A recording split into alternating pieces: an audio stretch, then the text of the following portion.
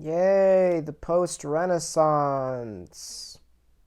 I had to get this video out pretty soon because Encanto comes out in like 2 weeks, and I still have like 10 movies left to watch.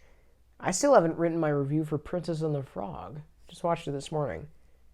I gotta do that at some point. Anyway, but yeah, the post-Renaissance.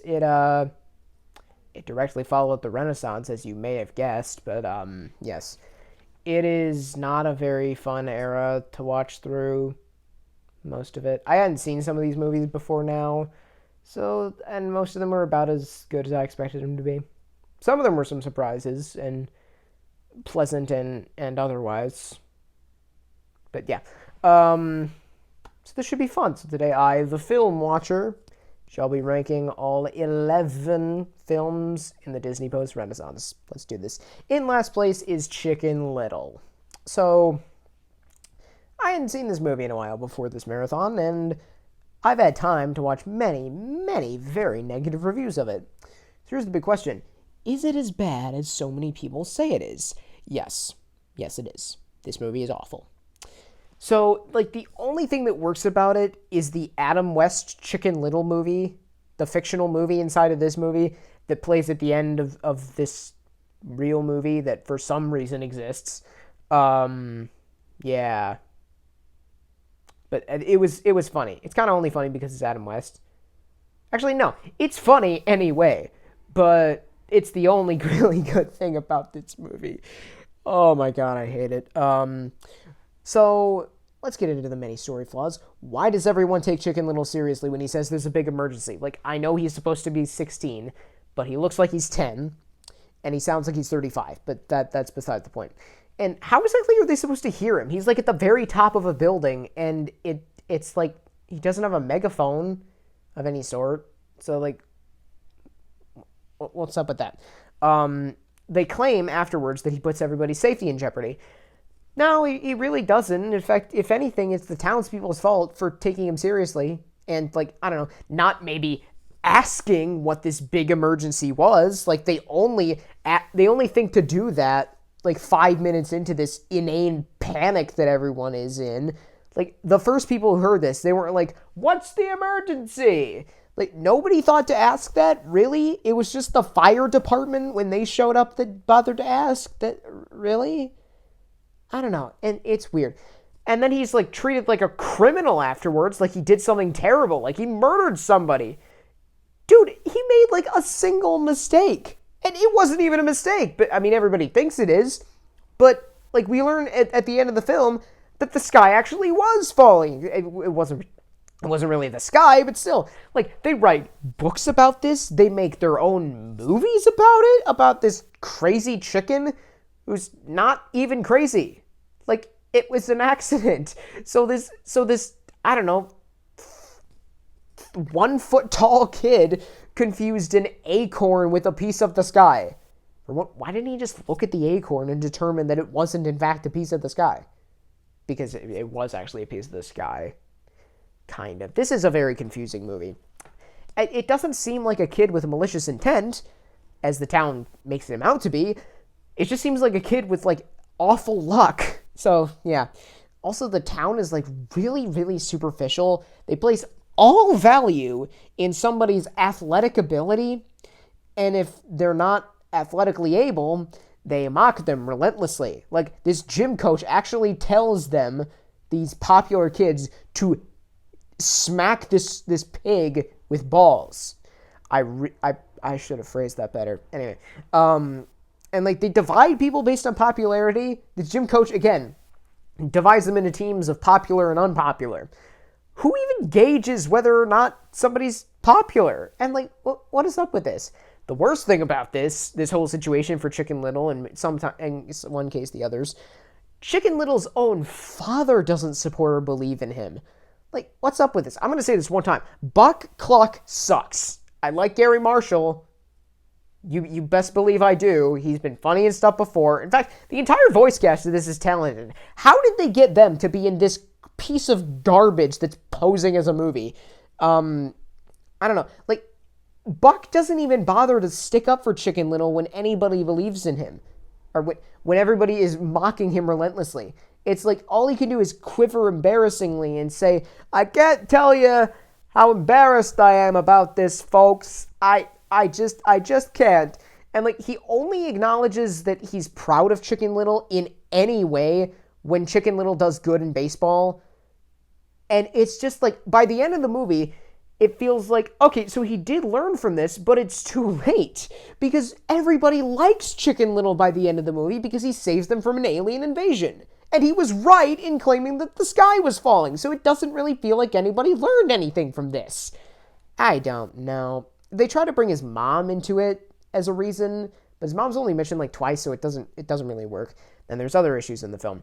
Run to the Litter is really, really annoying. I do not like him at all. No, I don't. The humor is terrible. The slapstick is awful. The puns are stupid. The wordplay just fumbles over and over again. The pop culture references are just so weird and out of place. The edgy humor does not work at all because this is like rated G and there's some really childish stuff in it. The fourth wall breaks are just they only happen in the beginning of the movie, so it's like with with whatever openings that's going on, I don't know. Doesn't work. And I also feel that the movie should have ended after Chicken Little won his big baseball game. It should have been like a short film. Like, he does well. His dad believes in him now. The whole town likes him. There was no reason for the movie to continue, but uh-oh, there's aliens now, and the sky really was falling. Okay. There are some movies, in fact, some on this list, that combine certain genres, some even relating to aliens, very well. This is not one of those movies. The alien invasion and the chicken baseball thing, it feels like two entirely different movies that they just decided to mesh together. It was like, oh well, we don't have enough money to make both of these movies or even one of these movies. So well, I don't know. I'll just make it one movie. Nobody will notice. It's Disney. We have brand recognition. Was I just trying to do a Bradley Whitford impression? I think that's what I was going for, I think. Did it come across? I can't tell. Yeah. The animation is hideous. Like, it is abysmal. Like, seriously, even the worst of Disney movies, Black Cauldron, Pocahontas, they have great animation. That is far more than I can say for the likes of this pile of crap. It looks like it was smeared with a pile of crap. Like, seriously, the entire town is just brown all around. That rhymed. That was unintended. The music is like just popular hits from the time. It does not work at all. I don't like it. So yes, this movie is terrible. It's the worst Disney animated film I've seen so far. Yeah, it's worse than Pocahontas. It's worse than Black Cauldron. Worse than Dumbo. Worse than maybe another movie that'll appear soon on this list, but we'll talk about that later. Yeah. It's not good. It's terrible. Moving on. Number 10, Home on the Range. This is the movie I was referring to like 10 seconds ago, but yeah. It's not good. I mean, there are some decent songs. The Hypno Yodel one and the titular song are actually, they're okay. I think the villain, voiced by Randy Quaid, is pretty good. And I guess there's like maybe one joke that sort of made me chuckle that didn't involve any of the main characters, which is probably why it made me chuckle. But anyway, speaking of main characters, I hate the main character of this movie. Her name is Maggie. She is a cow. She is very annoying. Nothing about her is good. Her voice is annoying. Her design is ridiculous. And her personality, I hate it. Nothing she says is funny. Nothing at all. Speaking of not being funny, this movie is not funny. It's just like, it's all like slapstick, and it all falls flat on its face, pun completely intended. The only time the slapstick works is when Maggie is injured. That I very much enjoyed watching. Good times. Anyway, and then they introduced pop culture references for some reason at like the very end of the movie, which was a very unpleasant surprise for me. There's some dumb side characters. There's some bizarre and completely out of place innuendos that are just, they do not work in this movie. I mean, nothing works in this movie, but this especially. There are some eye-roll inducing attempts at emotional moments, like when Maggie has a falling out with the Judi Dench cow and the Jennifer Tilly cow. How did they get Judi Dench in this movie? Dame Judi Dench. That's like Patrick Stewart appearing as poop in the Emoji Movie, except slightly less bad. I cannot believe that is on Patrick Stewart's resume forever, for all of time. He played poop in the Emoji Movie, you guys. Poop! Yeah, I don't know. I really don't like it. And honestly, the reason that they have a falling out is because, this Judi Dench cow has some very reasonable and very realistic and very agreeable complaints about Maggie as a cow. Person, I don't know. Yeah. Also, I don't even think I had a quarter of a page of notes written. For Chicken Little, I had 2 1/3 pages written. It was all bad. It was mostly bad stuff, but still, this movie, I don't even think I had a quarter of a page, because nothing happens. It is boring and stupid, and I don't like it at all. So yes, Home on the Range is crap. Moving on. Number 9, Brother Bear. There's some things about this movie that's kind of work. Kenai's two brothers, Denahi and Sitka, are pretty decent characters. I mean, Sitka dies in the movie. But I actually liked him more than most of the characters in the movie. Denahi is rather compelling because he does a very similar thing to what Kenai does, except he doesn't get turned into a bear. I like the moose, Rut and Took, voiced by Dave Thomas and Rick Moranis, and I'm not sure if that's respectively or not, because I don't remember who voiced who. But yeah, they were pretty fun. The animation is really, really good in this movie. It looks very nice. But it's dumb. It's a very dumb movie. I don't like Kenai at all. He's a nut, he's an idiot, he's obnoxious, and he's a jerk.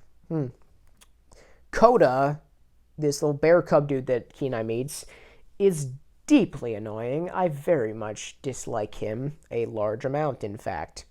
And I guess they do spend time on their relationship, but it doesn't really work because they're not good characters, either one of them. So, yeah. The aspect ratio is kind of weird, but I stopped paying attention. Or just forgot to pay attention. I guess I could go back and check whether or not it changed.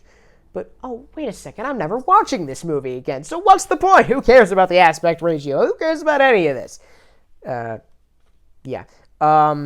The comedy is pretty stupid and kind of terrible. Yeah, and thank goodness they added credit scenes of just more stuff with Brother Bear. Who doesn't want more Brother Bear? Whoopee. Yeah. The songs, at least the first one, are more specific to the story than the Tarzan ones. No, scratch that. Scratch that with the bear claw. It's just the first song, which is actually pretty good. It's called Great Spirits. It's okay, I guess. All the other songs are just not good and stupid. On My Way, I loathe that song. I've heard it many times on the Disney Pandora radio station, and I've always really disliked it because it's just so dumb. The Welcome to Our Family one that all the bears sing, I don't like it. It's somehow even more cheesy and stupid than On My Way. Then there's a song called No Way Out that, get this, so there's this cool setup for a potentially emotional scene where Kenai's about to tell Coda that he was the one that murdered his mom. But then, before we get the dialogue, actually no, in place of the dialogue, we get this dumb song that literally cuts through the emotional tension and the impact of the scene as a whole. It fails on such a spectacular and astronomical level that it's honestly kind of funny, but at the same time it's not, because it ruins this potentially good scene. I don't know. I do not think the movie is good. It doesn't work for me at all. I don't like it. Number 8, Dinosaur, a movie that I'd never seen. Turns out I wasn't missing much. Now, the score is very good. The backdrops are actually really cool most of the time. And it is clear when you see this movie that a whole lot of effort went into it. Like, the animation must have been painstaking to do. But I'm sorry, I just don't think any of that effort feels like it went into the story or the characters or anything else about the movie aside from the animation. And unfortunately, even the animation does not really hold up today. The dinosaurs don't really look real. They look like they look like plastic dinosaur toys that I would have played with when I was 3. Yeah, so I don't know. The opening 30 seconds it's weird. I had no idea what was supposed to be happening. It is supposed to be taking place inside an egg. It just shows like the tips of the dinosaurs' tails and some of their, like one of their backs. Is there 2 dinosaurs in there? I could not tell. The comedy is not good. Scratch that. The comedy is non-existent because I think there are some attempts, but I don't remember any of them. It's a forgettable and boring movie. The action is basically just the dinosaurs pushing each other. The characters are all not interesting in the slightest. The pace of the movie is very, very boring and very, very slow. Nothing happens for the entire film. So yeah, I ended up not writing a whole lot past the first, 35 minutes because nothing really happened, which bothered me. So yeah, it's not good. Moving on, number 7 is Bolt. This is frustrating because there are some things about Bolt that I think are pretty cute and actually pretty good. There are other things that are not good or at all. The score is great. There's some really sweet and heartfelt moments in the last 30 minutes of the movie, especially in the ending. I think the whole montage of Bolt learning to be a dog is really nice. And the song that plays over that specific montage is really, really good. I still have it in my head right now. It's such a nice song. The animation is great. The villain in the fake show that Bolt is on is actually pretty fun, kind of. Wish he was more fun, but he's played by Malcolm McDowell. I kind of like Malcolm McDowell. Haven't seen him in a whole bunch, just Community. But he was good. I should watch A Clockwork Orange sometime. That was Malcolm McDowell, right? Yeah. And, but yeah. The rest of the movie is kind of okay. The middle chunk is very, very boring, and not a whole lot happens. And the opening is very, very illogical. There's so many flaws here. If the show wants this dog to be invested, why don't they just put in a CGI dog? They have the budget for it, clearly. And, how do they even put the special effects in, while they're filming? Are these special effects, or are they actually happening? Are helicopters actually exploding here?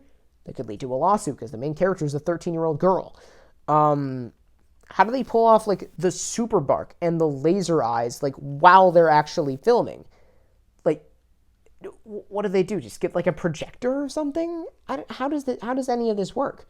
How do they switch locations so quickly if it's just a paper background? What does Bolt do when the show's, airing on TV and when they're not filming? Does he think Evil just takes a break from September to May or whatever the show airs? I don't know how many episodes of the season this show has. And what happens to Bolt if the show gets canceled? Do they just throw him back in the system? Do they put him up for adoption or something? What happens if his birthmark gets washed off while he's, taking a bath? He has to take a bath sometime. Do you see how clean this dog looks? I don't know, that could be a credit to the really nice looking animation, but still, it's just so illogical and it doesn't make sense, which is sad because this movie could have been good. Not great, but good. Yeah. Moving on. Number 6, The Emperor's New Groove. Most of this movie works pretty well. I think Pasha is a very wholesome and interesting and kind of fun character. He's very grounded. I think he's funny. John Goodman gives a great performance. Like, honestly, his performance in this is pretty close to his performance in Monsters, Inc. as Sully. And this was the same year, I believe. So that was cool. Yzma is a fun antagonist. I enjoy her. Her voice is very funny. And she has great chemistry with Kronk. And Kronk steals the show. Best part of this movie, by far. I love Patrick Warburton. Who doesn't love Patrick Warburton? He's so funny. And he's great in this role. The movie's pretty funny overall. There's some really funny bits, like the whole restaurant scene. The fourth wall breaks are naturally integrated into the film, unlike Chicken Little. And the slapstick is pretty good, but there are a couple problems here. I really, really don't like Kuzco. Not at all. He's just so annoying and egotistical. And I know that's the point of his character, so I can't say that's a flaw of the writing. I just don't like the way his character was written. So it is a flaw of the writing, but not in the way of like, oh, the writers screwed this character arc up. No, they did what they wanted to do. I just don't like what they wanted to do. So, yeah. Also, I really don't like the design of his human face. Is it just me? I don't like it for some reason. It also feels like, yeah, this should have been a musical. Like, it feels really lacking in energy, aside from a couple, like, comedic outbursts in various places, and some of the action, which is pretty cool, by the way. But, I don't know, without those comedic moments, the movie kind of drags. And there's a lot of comedic moments, but I don't know, when it's not something super fast-paced and energetic happening, the movie just kind of goes pretty slowly, and I don't really like it as much, which is a shame. I do wish this movie was better, but it's just not for me. I know a lot of people really like it, but I don't know, it's just not my thing. Number 5, Atlantis, The Lost Empire. A movie that I only watched pretty recently, that I was not expecting to be as good as it was. No way, but it's really, really good. There's some problems, for sure. I think Rourke is a pretty decent antagonist. Like, the twist, which I did already know was going to happen because of, internet videos. Not because I predicted it or anything. I might have predicted it, but no way of knowing. But, yeah, he gets pretty generic by the end of the movie. Yeah, and when he turns into that blue crystal monster thing, it just gets to be too much. And then there's the giant Titan robot things that just feel like they come out of nowhere. It's a pretty big Deus Ex Machina that they just make a shield around Atlantis. I don't know. It's a shame that had to happen here, because otherwise the movie is really good. I really enjoy Milo McFly. He's just a fun protagonist with, of course, a great voice provided by Marty McFly. Yeah. I like Keita. She's good. They have nice chemistry. The supporting characters here are great. My personal favorite is Joshua Sweet. But you also got Audrey, Mole, Cookie, Mrs. Packard, and Vinny, who's just really funny. Actually, all of his lines were... every single one of his lines were improvised by the actor Don Novello. And, I mean, you can see it. Because, I mean, this movie doesn't have, like, stellar humor, but his jokes are very funny. It's weird that Disney was more diverse in 2001 than they are in 2021.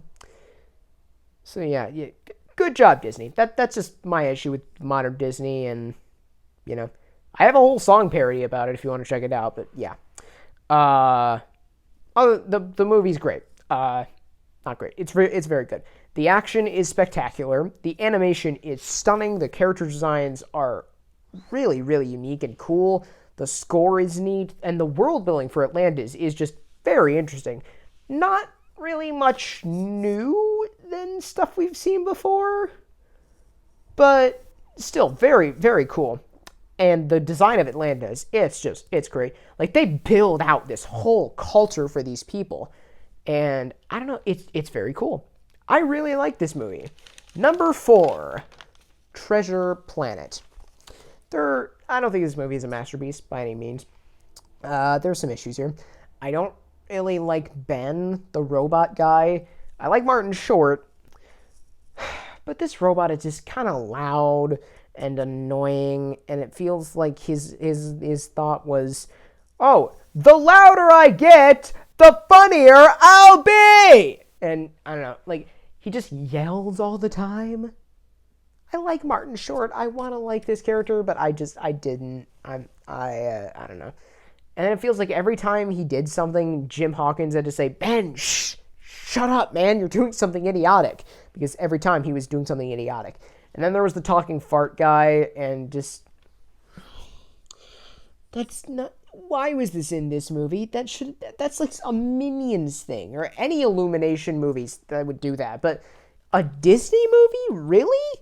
And, like, when Jim realizes, like, they say that his language is called flatula. And when Jim realizes this, he's like, flatula. Cool. And it's like, what? What is cool about a language called flatula? How does it even work? It all sounds exactly the same. I don't know. But other than that, the movie's very good. I think John Silver is fantastic. One of my favorite characters that was created in this era. His arc is really impressive. How he grows like beyond his obsession with treasure in favor of like helping Jim get to a place where he could achieve his full potential. It's just very compelling. His voice is great. His design is magnificent. Like the way they got the CGI arm and the eye to work with the 2D rest of him, it looks so cool. I'm not familiar with the actor who played him at all. I haven't seen him in anything else or heard him in anything else, but his voice is really, really good. Jim Hawkins is great, and I really enjoyed the bond that he had with Silver. It was kind of like Silver was his surrogate father because his father had left, which is pretty sad, and revealed in this song montage that I did not think was going to work when I first watched the movie, but it did, surprisingly so. Amelia and Dr. Doppler are pretty funny characters. I enjoyed them. Scroop is awesome and terrifying. And Morph is just very cute. The score is cool, and especially the main theme, which I don't remember off the top of my head, but I'll look it up later. You know I won't. And the action is very neat. And then, of course, there's the aesthetic to talk about. And I've seen complaints about it. I've seen people who really like it as well. And honestly, I think it looks great. I don't know what it is about this whole, like, combining, like, old-time 1700s pirate stuff with this, like, super ultra-futuristic technology that just looks so unbelievably cool to me. But I don't know what it is. It may be because, I don't know, I just like pirates. I've always enjoyed pirates. Like, one of my favorite Disney movies is Peter Pan. So, yeah. But, yes. I like pirates is the point. No, yes. I really, really enjoyed this movie. It's just a whole lot of fun. Number 3, Meet the Robinsons. A movie that I was not expecting to be as good as it was. I first watched it a couple years ago. It's really good, man. Why did I say man? Yeah. So, there are a couple story issues here. I don't get why the family only recognizes Louis when they show us his hair, or when his hair is revealed. Because, like, I mean, maybe the rest of the family might not, but Franny at least would. Or at the very least, Bud and...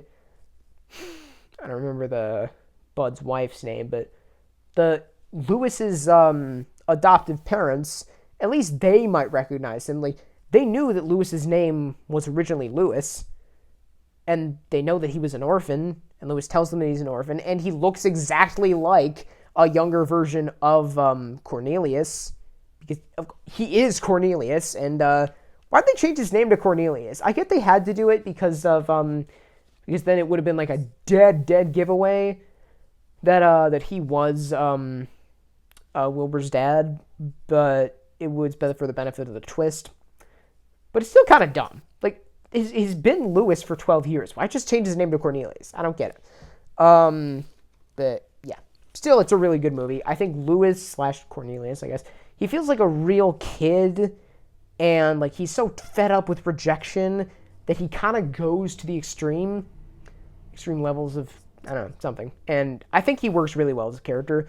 Wilbur is really funny. They have a great back and forth together. The family is pretty cool overall. Bowler Hat Guy is great. His voice, his design, the fact that he's so ridiculous and pathetic as a human being, I don't know, it just really works for me. He's great. He's funny. There's some energetic humor. The animation, it's not fantastic, but it works for this specific film for sure.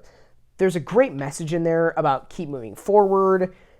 And there's actually this really cool thing that they do at the end of the movie where it is a quote from Walt Disney, and then most of the quote just fades away, and then it just says keep moving forward and Walt Disney at the bottom. And I don't know, it just works really well. Both twists in this movie about how Louis is actually Wilbur's dad, that one I did not see coming. And then the even bigger twist for me, that Bowler Hat Guy was actually Louis's old bunkmate, Mike Yagoubian. That's brilliant. The backstory is like, it's kind of sad. It's really funny, especially when it's like, when somebody's asking Goob to like hang out, and adult Goob is like, they all hated me. I don't know. It's a really good movie. Really, really solid. Good job, Disney. Number 2, Fantasia 2000, a film that almost surpasses the original.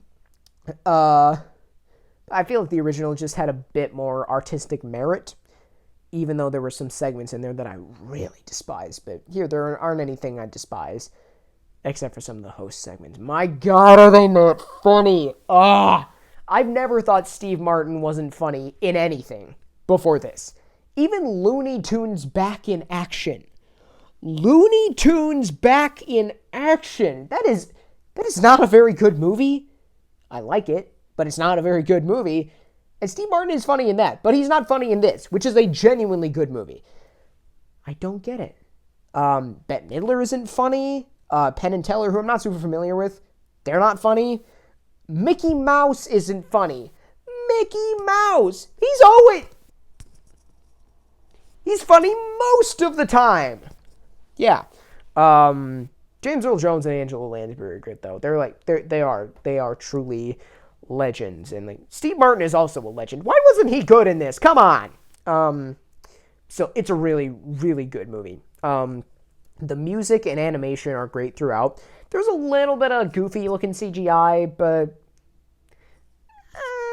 it was 2000. I might be able to let it go, like how I can let it go in The Phantom Menace.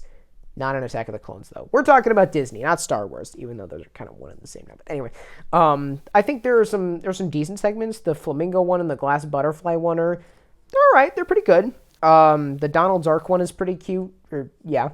I really like Steadfast Tin Soldier and Pines of Rome, the whale one with where they like fly up into the sky and then they just surface out of the water, which was really weird for me at first, but it actually did kind of grow on me. The Rhapsody in Blue one with the city and all the people was great. The character designs were just flawless in that one. And of course, The Sorcerer's Apprentice it's amazing. I love it. I already talked about it in the Golden Age ranking, but still. And my favorite segment in this movie is the Firebird. It's beautiful. It's transcendent. It's majestic. It looks so great. It's so well animated. The animation here is the best of the whole movie. The design of the Firebird, it rivals that of Chernabog, the devil thing, whatever he is. He's Chernabog. He's the bald mountain guy. Yeah, it looks great. The nymph girl looks great. There's this random elk that doesn't need to be there, but it's cool anyways. The story is really good in this one. Or the segment. The whole movie doesn't have a story, really. But anyway, it's a very, very good movie. I really, really like it. But number 1, something that I really didn't expect to be number 1 on this list, is Lilo and Stitch. This was such a hugely pleasant surprise for me. There's the one thing that bothered me. How does Stitch survive in water? Like, they make it clear at the beginning of the movie that he can't do that. Then he's in water Vine in the rest of the movie. But anyway, that's like the only thing that bothered me about this film.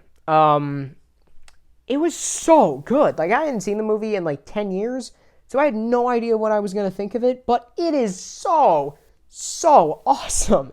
Lilo is such a sweet and adorable and endearing character, and like every time she spoke, I was like, oh my god, it's so sad. Stitch is really cute. They have a really nice bond throughout the movie, and it's clear that they like need each other here. Nani is a very sympathetic character, and she kind of has to become the mother of Leo while simultaneously continuing to be the sister of Lilo. I said Leo before, didn't I? Anyway, the tension between the two is unbelievable because it is so believable. It feels so realistic and raw and powerful, and it works so well. I love Cobra Bubbles. That really came out of nowhere. Yeah, I love Cobra Bubbles. Also, does he work for the FBI? Why did I say Men in Black? Does he work for the Men in Black? He works for the Men in Black, doesn't he? Because, I mean, he dresses like them, shades and everything. The only thing he's missing is a neuralizer. And he says he works with aliens. Or he has done that before, but yeah. There's some really cool side characters, like the farmer stand guy who doesn't need to be there at all, but he's very funny. The movie really hits you in the feels. I did not expect it to be this emotionally resonant at all. No way. Because it was sad. It almost made me tear up. I don't tear up at a lot of things. I think the Elvis songs work very well in this movie, which is weird, but cool. And there's more of them than I was expecting, which was good. The Hawaiian roller coaster ride song is not one that I particularly enjoyed as a lad, but it's grown on me. It's good. It's solid. Also, the movie does a great job of combining this realistic family drama with an escaped convict alien story. And it does such a good job of fitting them together. Like, it doesn't feel like two movies that they didn't have the budget to make as two movies, and they just mushed them together. Like certain other movies that star miniature Poultry, not at all. But yeah, yes, it's such an effective blend of tones and genres, and it works so unbelievably well. I love it. I love this movie. I did not expect to love it this much, but I do. And that is it. I'm going to be very glad when this Disney marathon is over because, well, for one, then I'm going to start watching Spider-Man movies for when No Way Home comes out because I'm going to do a ranking. But, yeah. Also, it's almost Christmas time. I know it's only like early November, but still, I've been listening to the Home Alone soundtrack. I like Home Alone. It's a great movie. Anyway, thank you for watching. Keep calm and watch.